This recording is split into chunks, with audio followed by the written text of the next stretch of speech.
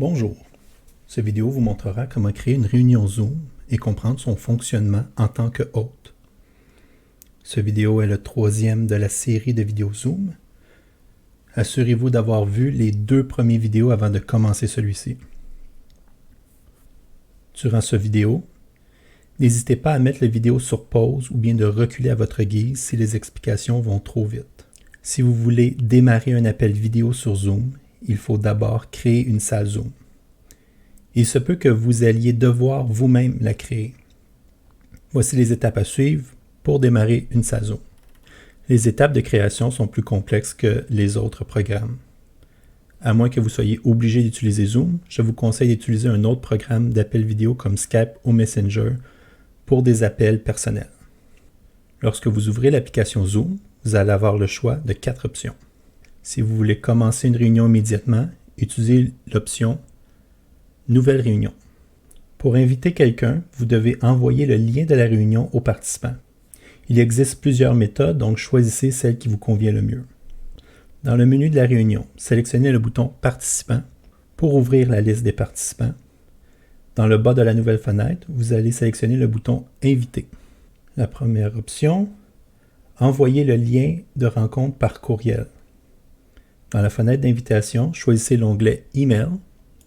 Vous allez maintenant choisir l'option de courriel qui vous correspond le mieux. Si vous avez une adresse Gmail, vous utilisez l'option « Gmail ». Si vous avez une adresse Yahoo, vous allez utiliser l'option « Yahoo Mail ». Pour tous les autres choix, vous pouvez utiliser « Email » par défaut. Dans mon cas, je vais utiliser « Email » par défaut. Lorsque vous avez fait votre choix, votre appareil va ouvrir une nouvelle fenêtre avec toutes les indications pour envoyer un courriel. Il suffit juste d'ajouter l'adresse courriel du destinataire. Lorsque vous avez rajouté l'adresse, vous pouvez cliquer sur « Envoyer » et la personne recevra le courriel dans sa boîte de réception. La deuxième option. Si votre courriel ne s'ouvre pas avec l'option précédente, dans le bas de la fenêtre d'invitation, vous allez cliquer sur « Copier l'invitation ». Les informations de la réunion seront copiées dans le presse-papier.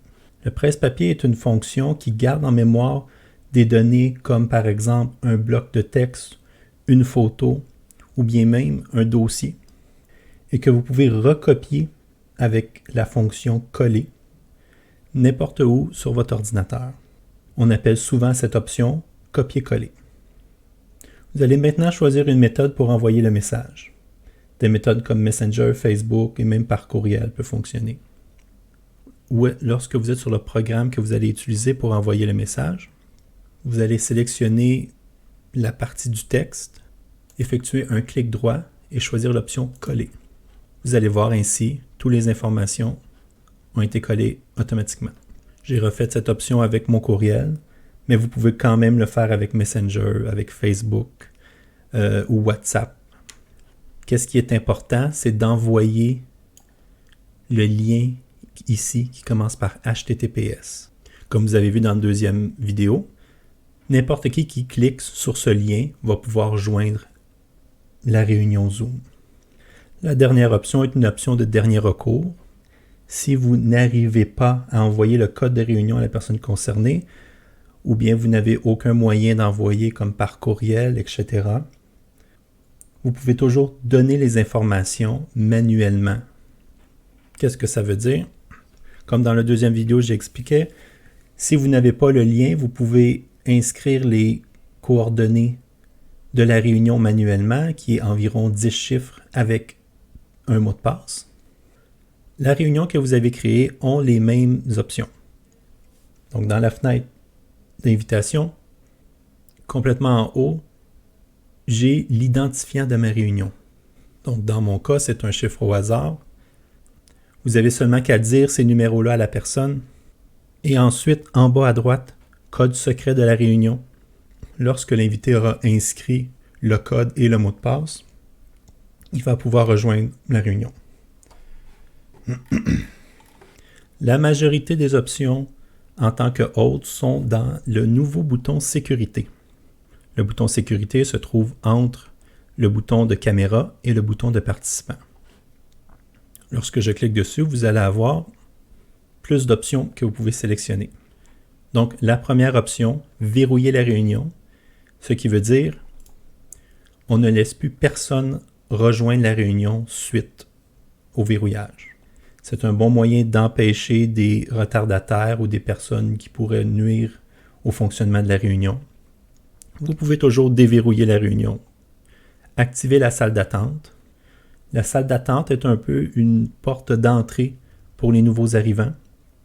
Lorsqu'elle est désactivée, les invités vont entrer automatiquement dans les réunions. Mais lorsqu'elle est activée, les participants vont rentrer dans une petite salle d'attente où est-ce qu'ils n'ont aucun accès à l'audio ou aux vidéos de la réunion. Cela vous permet en tant que hôte d'accepter au fur et à mesure les invités. Vous avez également ici le panneau d'autorisation. Donc ici, vous pouvez choisir qu'est-ce que les participants sont autorisés de faire.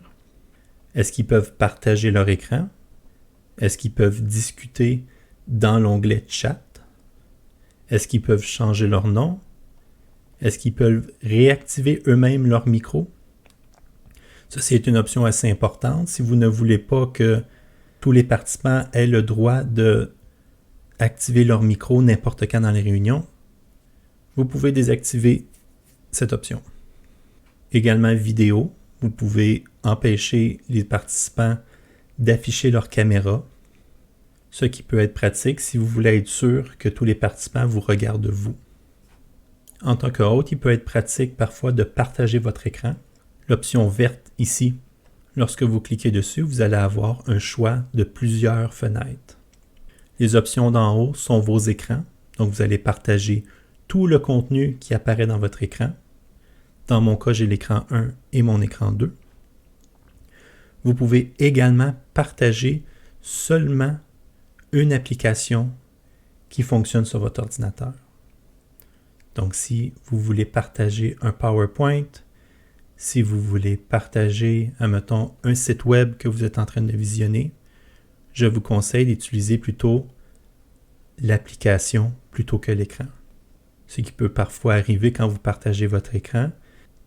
Si vous déplacez vos programmes, il se peut qu'il y ait un programme avec des informations critiques et personnelles qui peuvent être vues par le partage d'écran.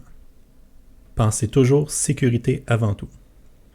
Également, en tant que hôte, vous avez le pouvoir de mettre tout le monde muet.